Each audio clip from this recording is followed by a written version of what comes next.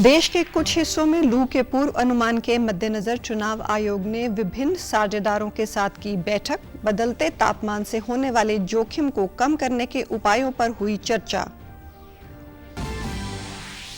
प्रदेश के मुख्य निर्वाचन अधिकारी अनुराग अग्रवाल ने कहा, राज्य में भयमुक्त व शांतिपूर्ण तरीके से मतदान सुनिश्चित करने हेतु हरियाणा पुलिस के साथ केंद्रीय सशस्त्र पुलिस बलों को भी किया जा रहा है तैनात। मुख्यमंत्री नायब सिंह सैनी ने पंचकूला और महेंद्रगढ़ में चुनावी रैलियों को किया संबोधित। कहा, भाजपा सरकार ने सुशासन का बेहतरीन उदाहरण किया प्रस्तुत। और रक्षा मंत्री राजनाथ सिंह ने दुनिया के सबसे ऊंचे युद्ध क्षेत्र सियाचिन में तैनात सैनिकों से की मुलाकात। कहा, दिवाली का पहला दिया व होली का पहला रंग भारत के रक्षकों के नाम होना चाहिए।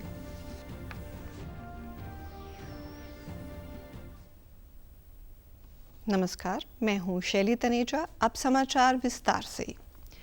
देश के अलग अलग हिस्सों में सामान्य से अधिक तापमान और लू के पूर्व अनुमान के मद्देनजर चुनाव आयोग ने विभिन्न साझेदारों से बैठक की। इस बैठक में बदलते तापमान से होने वाले जोखिम को कम करने के उपायों पर चर्चा की गई। इस बैठक में मौसम विभाग के अधिकारी, राष्ट्रीय आपदा प्रबंधन प्राधिकरण और स्वास्थ्य मंत्रालय के अधिकारियों ने भाग लिया। मौसम विभाग के अनुसार अगले कुछ दिनों में देश के पूर्वी हिस्सों में लू का दौर जारी रहने की उम्मीद है। अगले 4 से 5 दिनों में उत्तर प्रदेश और बिहार के पूर्वी हिस्सों, पश्चिम बंगाल, झारखंड और ओडिशा के कुछ हिस्सों में लू की स्थिति बने रहने का अनुमान है। कमीशन ऑफ इंडिया के साथ लगातार टच में है और हम सीजनल फोरकास्ट से शुरू करते हुए monthly forecast, week wise forecast और एवरीडे फोरकास्ट हम इशू कर रहे हैं। पब्लिक तो इशू हो रहा है, इसके साथ साथ इलेक्शन कमीशन ऑफ इंडिया को भी ये इशू हो रहा है, नेशनल लेवल पर और स्टेट लेवल पर भी। देखिए, ये तो फेज वाइज इलेक्शन सभी जगह चल रहे हैं। हम फेज वाइज कहाँ इलेक्शन ड्यू है, सभी जगह के लिए हम पूर्वानुमान जारी कर रहे हैं।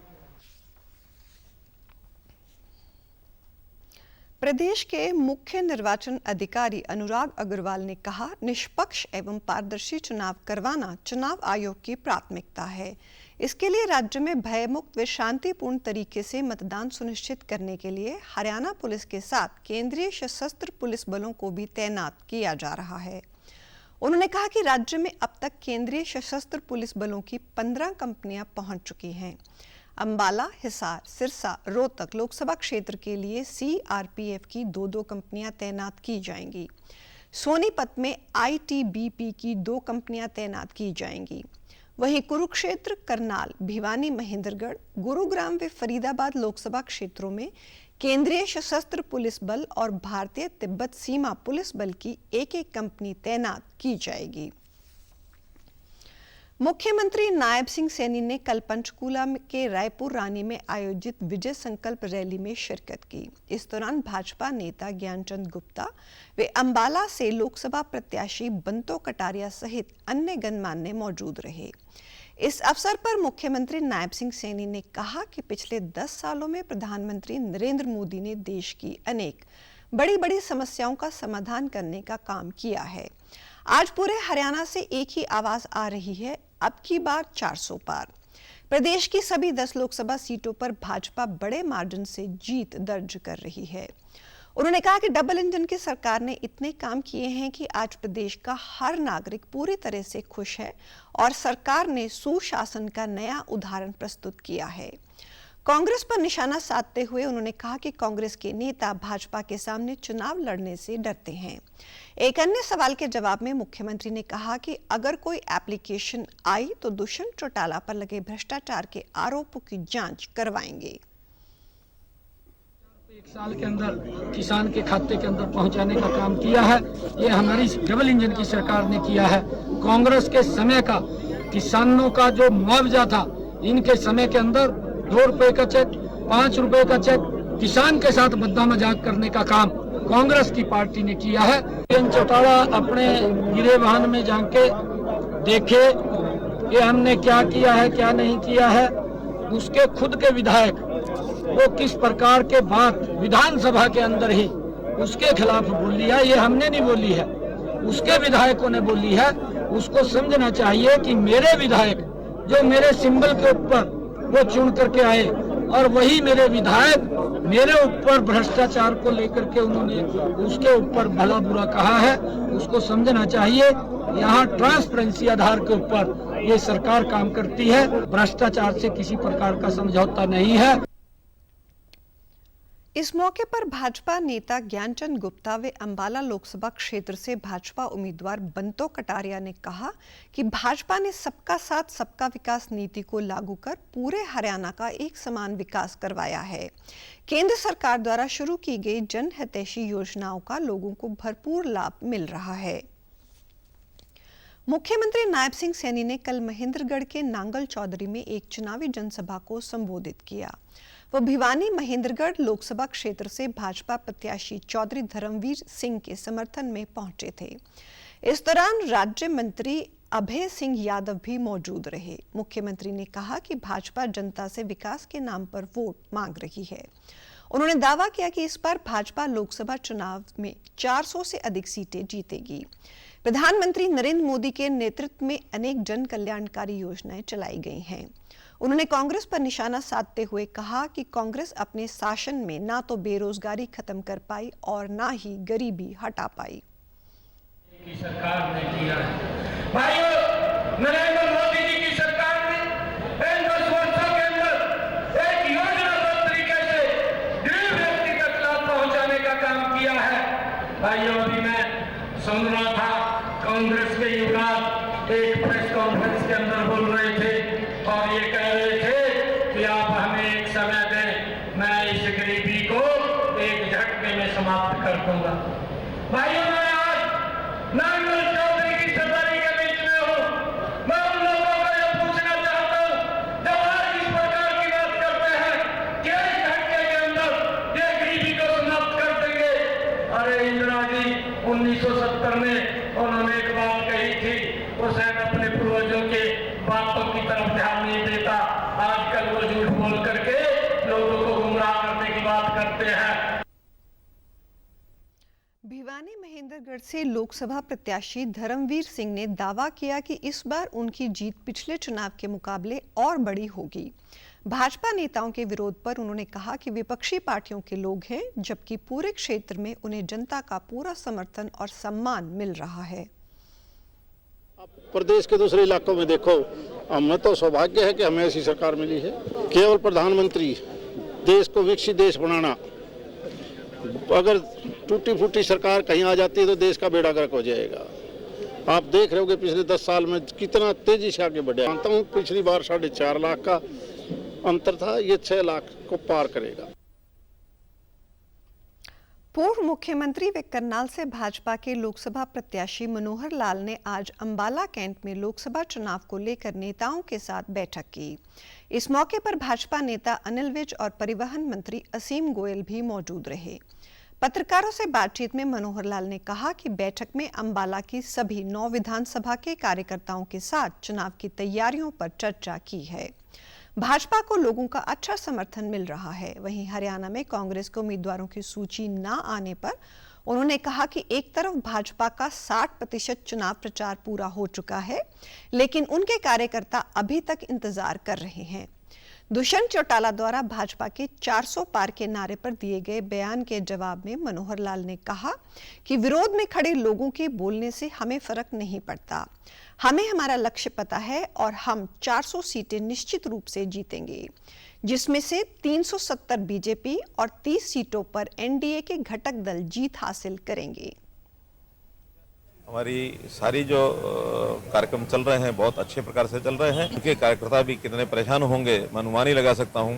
1 महीना भर से उनकी तैयारी चल रही है कि आज लिस्ट आएगी, आज कैंडिडेट आएंगे, आज ये होगा, जबकि हमारा एक प्रकार से 60% से ज़्यादा एक अभियान पूरा हो चुका है। लेकिन अगला जो महीना है उस महीने में भी हमारे कार्यक्रम इसी प्रकार से तेज़ी से चलते रहेंगे। देखिए, उनका कहना कुछ भी हो, जो विरोध में लोग खड़े हैं उनको इस प्रकार के कहने में कोई हर्ज नहीं हमको लगता, क्योंकि विरोध में खड़े हैं। विपक्ष के आदमी किसी प्रकार के अनाप शनाप अनर्गल प्रकार करेंगे, हमें उसका फर्क पड़ता नहीं है। और अगर ये बात भी पूछनी है तो उन्हीं से पूछें। हमको हमारा विश्वास है कि हरियाणा देश भर में जो हमारा एक लक्ष्य है कि 400 से पार सीटें हम निश्चित रूप से जीतेंगे, जिसमें 370 से ऊपर भारतीय जनता पार्टी और 30 से ऊपर जो एनडीए के अन्य जो घटक हैं वो सब मिलकर के और 400 पार ये सीटें जीतेंगे। इनेलो ने प्रदेश में 3 और पार्टी प्रत्याशियों की सूची जारी की है। सूची के अनुसार सिरसा से संदीप लौट, फरीदाबाद से सुनील तेवतिया और सोनीपत से अनूप सिंह के नाम जारी सूची में घोषित किए गए हैं।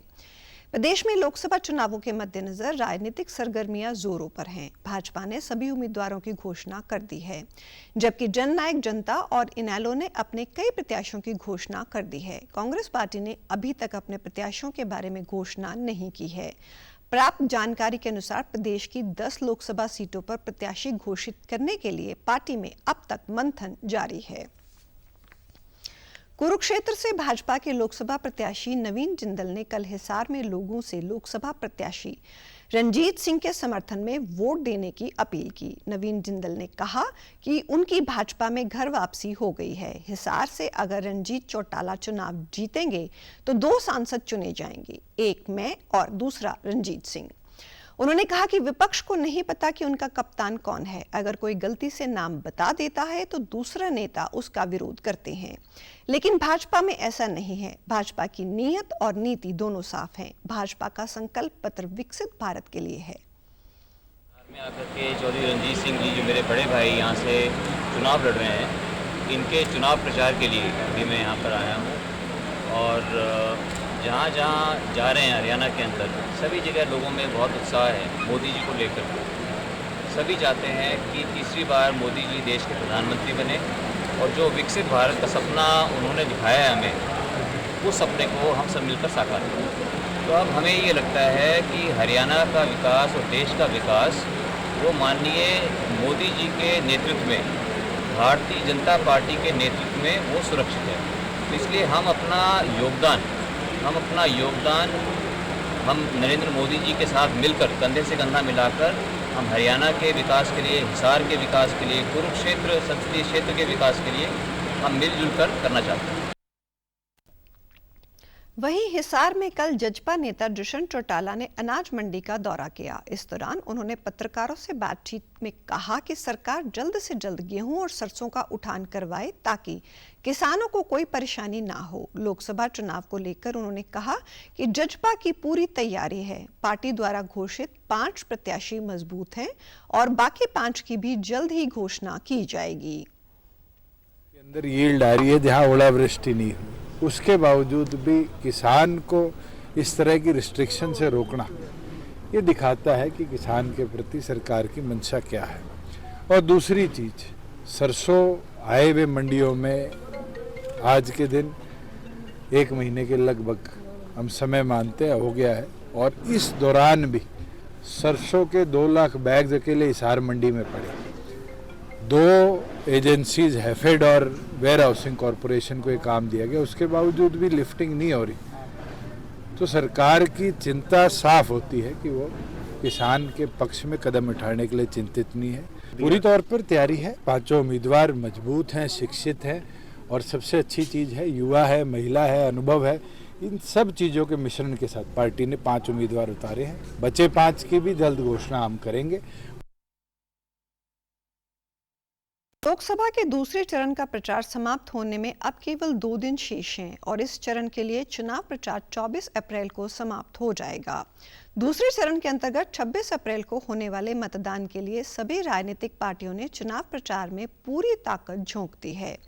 दूसरे चरण में केरल में 20, कर्नाटक में 14, राजस्थान में 13, उत्तर प्रदेश और महाराष्ट्र में 8-8, मध्य प्रदेश में 7, असम और बिहार में 5-5, पश्चिम बंगाल और छत्तीसगढ़ में 3-3 तथा त्रिपुरा और जम्मू कश्मीर में 1-1 सीट पर 26 अप्रैल को मतदान होना है। लोकसभा चुनाव के तीसरे चरण के लिए नामांकन पत्र वापस लेने का आज अंतिम दिन है। 10 राज्यों और 2 केंद्र शासित प्रदेशों में 94 लोकसभा सीटों पर 7 मई को मतदान कराया जाएगा। इस चरण में गुजरात की सभी 26, कर्नाटक की 14, महाराष्ट्र की 11, उत्तर प्रदेश की 10, मध्य प्रदेश की 8, छत्तीसगढ़ की 7, बिहार की 5, असम और पश्चिम बंगाल की 4-4, गोवा, दादरा और नागर हवेली तथा दमन और दीव की 2-2 सीट और जम्मू कश्मीर की 1 सीट शामिल है। प्रधानमंत्री नरेंद्र मोदी ने आज उत्तर प्रदेश के अलीगढ़ में चुनावी रैली को संबोधित किया। उन्होंने कहा कि INDIA गठबंधन वाले निराशा में डूबे हैं और सत्ता व परिवार के लालच में वो देश का भविष्य नहीं देख पा रहे हैं। कांग्रेस नेता की संपत्ति पर नजर गड़ाए हुए है। 2 शहजादों के परिवारवाद और तुष्टीकरण की राजनीति पर ताला लगाने के लिए प्रधानमंत्री ने अलीगढ़ की जनता का धन्यवाद दिया। वहीं उन्होंने तुष्टीकरण की राजनीति से ऊपर उठकर विकास कार्य करने की उपलब्धियां भी गिनाई। यही नीति ये कांग्रेस पार्टी और इंडिया अलायंस भारत में लागू करना चाहती है। आपकी मेहनत की कमाई, आपकी संपत्ति पर कांग्रेस अपना पंजा मारना चाहती है। इन परिवारवादी लोगों ने देश के लोगों को लूटकर अपना इतना साम्राज्य बना लिया है। आज तक इन्होंने अपनी अकूट संपत्ति से देश के किसी गरीब को कुछ नहीं दिया। अब इनकी नजर देश के लोगों की संपत्ति पर पड़ गई है। कांग्रेस, सपा जैसी पार्टियों ने हमेशा तुष्टीकरण की राजनीति की। भारतीय जनता पार्टी के अब की बार 400 पार के नारे पर पीएम नरेंद्र मोदी की गारंटी के बीच कांग्रेस अध्यक्ष मल्लिकार्जुन खड़गे दावा करते हैं कि लोगों में सरकार के खिलाफ नाराजगी है। पीएम मोदी पर निशाना साधते हुए कांग्रेस अध्यक्ष ने कहा कि अगर भाजपा के पास अपना कोई ठोस मुद्दे हैं और कोई ठोस काम है तो वो जनता को बता सकते हैं, जैसे हमने मनरेगा और खाद्य सुरक्षा के बारे में लोगों को बताया है। तो ऐसी चीजें लाते हैं। अगर उनके पास उनके ठोस मुद्दे हैं, ठोस काम है, वो बता सकते हैं। जैसा कि हमने नरेगा का बताते हैं, फूड सिक्योरिटी का बताते हैं, कंपलसरी एजुकेशन का बताते हैं, RTA का बताते हैं और रूरल हेल्थ मिशन का बताते हैं। ये हमने किया है, हम बता वैसा काम उन्होंने कहने दो जो जनता के भलाई के लिए और सबके लिए है। प्रसारण मंत्री अनुराग सिंह ठाकुर ने कहा है कि मोदी सरकार ने देश में पिछले 10 वर्षों के कार्यकाल में जो कुछ किसानों के लिए किया है वह पिछली सरकारें 70 साल में नहीं कर सकी। जालंधर में भाजपा के चुनाव कार्यालय में पत्रकारों से बातचीत के दौरान उन्होंने कहा कि किसान नीति के माध्यम से किसानों के बैंक खातों में सीधे पैसे डाले जा रहे हैं। खादों की कालाबाजारी को रोका गया है। पिछले 10 वर्षों के दौरान मोदी सरकार ने विकास के साथ साथ विरासत को संभालने के लिए भी महत्वपूर्ण फैसले किए हैं। पहले गुरुद्वारा श्री करतारपुर साहिब के दर्शन लोग दूरबीन के साथ करते थे, पर प्रधानमंत्री मोदी ने करतारपुर कॉरिडोर बनाया, जिसकी बदौलत श्रद्धालुओं को पाकिस्तान में श्री करतारपुर साहिब के भव्य दर्शन करने का अवसर मिल रहा है। उन्होंने आम आदमी पार्टी पर वायदा खिलाफी का आरोप लगाते हुए कहा कि आप पार्टी ने सत्ता में आने के लिए जो वायदे पंजाब के लोगों के साथ किए उन्हें पूरा नहीं किया गया। वे आप पार्टी ने पंजाब को नशा मुक्त करने का वायदा किया था, पर पंजाब को नशा युक्त बना दिया है। पंजाब करने की बात कही थी, नशा युक्त करने का काम किया। चिट्टा हो, हर तरह के नशे हो, दिल्ली से लेकर पंजाब तक इनकी शराब नीति से शर्मसार आम आदमी पार्टी है। Nation first party next self last. ये भारतीय जनता पार्टी है, देश के लिए जीती। नरेंद्र मोदी जी देश के लिए जी और जो कहते हैं कि लोकतंत्र खत्म करेंगे, अरे आगे पीछे है कौन जिसके लिए खत्म करेंगे बताइए। रक्षा मंत्री राजनाथ सिंह लद्दाख दौरे पर हैं। रक्षा मंत्री ने सियाचिन बेस कैंप में युद्ध स्मारक पर शहीद सैनिकों को पुष्पांजलि अर्पित की। रक्षा मंत्री ने सियाचिन ग्लेशियर के कुनाल पोस्ट पर तैनात सशस्त्र बल के जवानों से भी मुलाकात की। उन्होंने सैनिकों का हौसला बढ़ाया और देश की रक्षा में तैनात रहने पर उनकी सराहना की। रक्षा मंत्री ने सियाचिन ग्लेशियर पर नियंत्रण सुनिश्चित करने के लिए सेना द्वारा चलाए गए ऑपरेशन मेघदूत की सराहना भी की।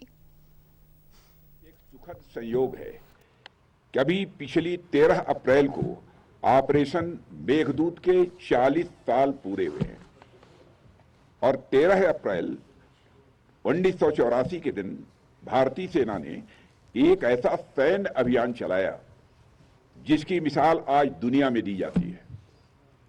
ऑपरेशन मेघदूत भारतीय सैन्य इतिहास का एक ऐसा स्वर्णिम अध्याय है जो बीते 4 दशक से एक एक भारतीय को रोमांचित कर रहा है। सियाचिन में चला ऑपरेशन मेघदूत की सफलता हम सभी भारतीयों के लिए मैं मानता हूं कि एक गौरव का यह विषय है। किसान आंदोलन के चलते अंबाला डिवीजन पर पड़ते शंभू रेलवे स्टेशन पर रेल आवाजाही प्रभावित होने के कारण यात्रियों को दिक्कतों का सामना करना पड़ रहा है। रेलवे ट्रैक पर किसानों के धरने के कारण बड़ी संख्या में रेलगाड़ियों के रूट बदले गए हैं और अमृतसर हरिद्वार जन शताब्दी एक्सप्रेस सहित 16 रेलगाड़ियां रद्द की गई हैं। रेल आवाजाही प्रभावित होने के कारण रेल यात्रियों को बहुत सी दिक्कतों का सामना करना पड़ रहा है। पंजाब, हरियाणा, चंडीगढ़ सहित अन्य रेलवे स्टेशनों पर रेल आवाजाही प्रभावित होने से रद्द हुई रेलगाड़ियां या रूट बदले हुए रेलगाड़ियां द्वारा सफर करने वाले यात्रियों ने कहा है इससे इन सबको बहुत कठिनाई पेश आ रही है। अंबाला छावनी के नागरिक अस्पताल में कल PCI विद इमेजिंग वर्कशॉप का आयोजन किया गया। इस वर्कशॉप में देश के विभिन्न हिस्सों से आए डॉक्टरों ने भाग लिया। जाने माने हृदय रोग विशेषज्ञ डॉक्टर प्रताप ने नई तकनीक के जरिए हृदय रोगियों का इलाज करने संबंधी जानकारी दी। उन्होंने लोगों से भी आग्रह किया कि वे अपने खान पान में परिवर्तन लाएं और किसी भी व्यक्ति में हृदय रोग के लक्षण नजर आते हैं तो तुरंत चिकित्सक की सलाह लें। और हरियाणा में क्या होता है, लोग के लिए तो एकदम यंग एज में 40 साल के यंग में भी many people are getting heart attack. They actually basically because they smoke like anything. Number 2, these people are actually not bothered about their health. Lifestyle modification is not there. Taking junk food and all the cholesterol containing oily food they are taking. So these people are coming at a young age. And number 2 is actually old people beyond 75. In the last month we have done 256 angioplasty. Ismein though 15% of the people are beyond 75. That means then you get a lot of complicated cases. Complicated cases भी आता है, young people coming with the heart attack at a very young age. That is and now that is actually a very bad situation for the society. Society के लिए अच्छा नहीं है। ये लोग स्मोकिंग छोड़ना क्या है, लाइफस्टाइल अच्छा करने का है, एक्सरसाइज करने का है। वर्कशॉप में आए डॉक्टरों ने बताया कि आज उन्हें विशेष अनुभव हुआ और आधुनिक तकनीक के साथ जटिल ऑपरेशन संबंधी जानकारी दी गई है। उन्होंने कहा कि हृदय रोग तेजी से बढ़ रहे हैं, इसलिए सावधानियां रखनी जरूरी है। लोगों को धूम्रपान और अधिक तली हुई चीजें खाने से परहेज करना चाहिए। कॉजेज होते हैं, कुछ मॉडिफाइबल कॉजेज होते हैं। जो मॉडिफाइबल कॉजेज होते हैं वो जैसे आप अपनी शुगर कंट्रोल कर सकते हैं, बीपी कंट्रोल कर सकते हैं, अपना खान पान कंट्रोल कर सकते हैं, अपना कोलेस्ट्रॉल कंट्रोल कर सकते हैं। और कुछ होते हैं non modified cases, non modified risk factor, जिसमें आते हैं मेल जेंडर, जो पुरुष होते हैं उनमें ज़्यादा चांसेस होते हैं हार्ट अटैक के, एज हो गया, फैमिली हिस्ट्री हो गई, जिनको हम नहीं मॉडिफाई कर सकते। तो ये दोनों मिलके हार्ट अटैक या हार्ट की नसों में ब्लॉकेज के कारण बनते हैं। तो आजकल का जो स्ट्रेस हो गया या तो सीडेंटरी लाइफस्टाइल हो गया है, उसके बाद स्मोकिंग हो गया है, डायबिटीज हो गया है, हाई प्रेशर हो गया है, तो इसके चलते हुए हम लोग का कोलेस्ट्रॉल ज़्यादा हो जाता है। वो कोलेस्ट्रॉल जो हार्ट का नली होता है उसमें वहाँ पे बैठ जाते हैं, जाके वो हार्ट का नली को बंद कर देते हैं। खाना जो है उसमें देख के खाइए, तो स्वस्थ खाना खाइए, जैसे नमक हो गया, शक्कर हो गया, शुगर है, वो सब कम खाइए। जहाँ पे तेल ज़्यादा लग रहा है आपको वो सब अवॉइड करिए। और हरियाणा के जन स्वास्थ्य अभियांत्रिकी विभाग के ग्रामीण ट्यूबवेल ऑपरेटरों का जल जीवन मिशन के अंतर्गत 6 दिवसीय प्रशिक्षण कार्यक्रम करवाया गया। पंचकूला के जल एवं स्वच्छता सहायक संगठन द्वारा सेक्टर 26 के पॉलिटेक्निक कॉलेज में कौशल विकास कार्यक्रम के तहत आज पंप ऑपरेटर ट्रेनिंग प्रोग्राम हुआ। इस प्रशिक्षण कार्यक्रम के दौरान पंप ऑपरेटरों को मोटर पंप, मशीनरी इत्यादि के बारे में विस्तार से जानकारी दी गई और वाटर ट्रीटमेंट प्लांट का दौरा करवाया गया। इस प्रशिक्षण कार्यक्रम का उद्देश्य पंप ऑपरेटरों के कौशल में विकास करना है, ताकि नई तकनीक के बारे में जानकारी हासिल करके पंप ऑपरेटर शुद्ध पीने के पानी लोगों को उपलब्ध करवा सकें। एक्सीएन समीर शर्मा और जिला सलाहकार आरजू चौधरी की देखरेख में कराए इस ट्रेनिंग प्रोग्राम के दौरान ग्रामीण पंप ऑपरेटरों को उनके कार्यक्षेत्र से संबंधित विषय पर महत्वपूर्ण जानकारी दी गई। वहीं पंप ऑपरेटरों ने बताया कि उन्हें इस कार्यक्रम के माध्यम से नई जानकारियां हासिल हुई हैं। किस प्रकार से बचाना है उसके बारे में बताया गया, तो हमने यहाँ पर बहुत कुछ सीखा। आज भी 27 सेक्टर के एक एसटीवी प्लांट में गए, पानी का किस प्रकार से ट्रीट करके उसको आगे भेजा जाता है और उससे बहुत कुछ जानने को मिला जो हमने पहले कभी नहीं देखा था।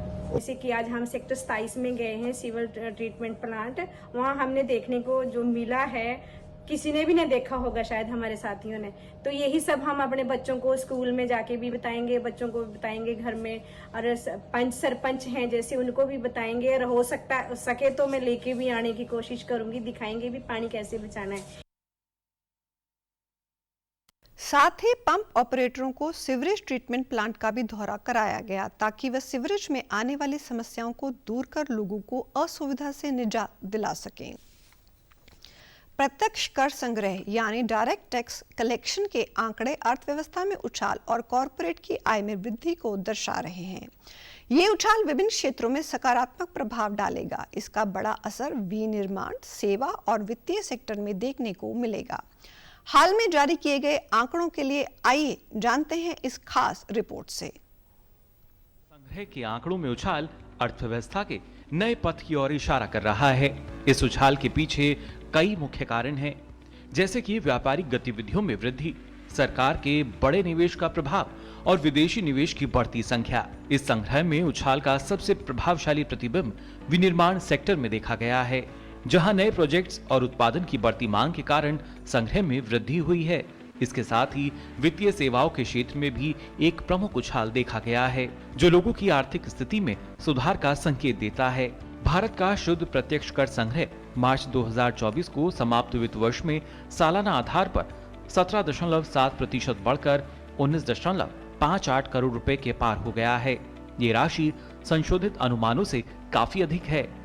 वित्तीय वर्ष 2023 और 24 के दौरान प्रत्यक्ष करों का सकल संग्रह 23.37 लाख करोड़ रुपए का रहा, जो कि वित्तीय वर्ष 2022 और 23 में 19.72 लाख करोड़ रुपए के सकल संग्रह की तुलना में 18.48% अधिक है। वित्तीय वर्ष 2023 और 24 के दौरान सकल कॉर्पोरेट कर संग्रह 11.32 लाख करोड़ रुपए का रहा, जो कि पिछले वर्ष के 10 लाख करोड़ रुपए के सकल कॉर्पोरेट कर संग्रह की तुलना में 13.06% अधिक है। वित्तीय वर्ष 2023 और 24 के दौरान शुद्ध कॉर्पोरेट कर संग्रह 9.11 लाख करोड़ रुपए का रहा, जो कि पिछले वर्ष के 8.26 लाख करोड़ रुपए के शुद्ध कॉर्पोरेट कर संग्रह की तुलना में 10.26% अधिक है। वहीं जानकारों की माने तो ये उछाल अर्थव्यवस्था के स्थिरीकरण और विकास के लिए एक प्रोत्साहन माना जा रहा है, जो देश की आर्थिक गतिविधियों में नई ऊर्जा को प्रोत्साहित करेगा। केंद्रीय बैंक आरबीआई ने पब्लिक सर्विस कंपनी या विनियमित भुगतान कंपनियों से आम चुनावों के दौरान किए गए किसी भी उच्च मूल्य के संदिग्ध भुगतान को चिन्हित करने के लिए कहा है। रिजर्व बैंक ने कहा कि मतदाताओं को प्रभावित करने या इन चुनावों में लड़ने वाले उम्मीदवारों को अप्रत्यक्ष रूप से धन देने के लिए डिजिटल भुगतान मोड के दुरुपयोग को रोकना है। आगामी लोकसभा चुनाव के मद्देनजर चुनाव आयोग द्वारा देश भर में अनेक जागरूकता कार्यक्रम करवाए जा रहे हैं। इन कार्यक्रमों का उद्देश्य अधिक से अधिक लोगों को मतदान के लिए प्रेरित करना है। इस कड़ी में लोकसभा चुनाव में पहली बार के मतदाताओं को मतदान के लिए प्रोत्साहित करने के लिए चुनाव आयोग ने आज एक वीडियो साझा किया।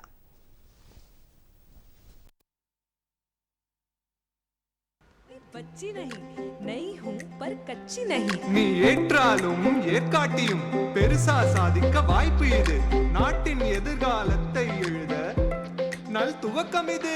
लोराली रे फोरा ए माटी देखलिसु मुर्दे खोरे आह्वान आजी जे खुनिसु మనమందరం ప్రయాణం ప్రారంభించాం.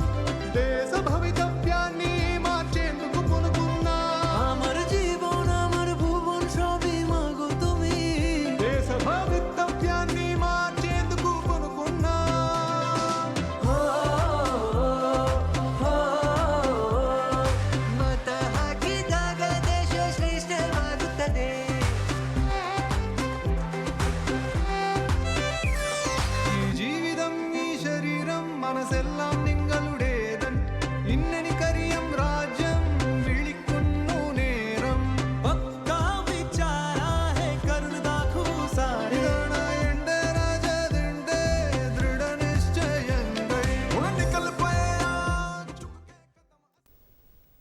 समाचारों में आज इतना ही। नमस्कार।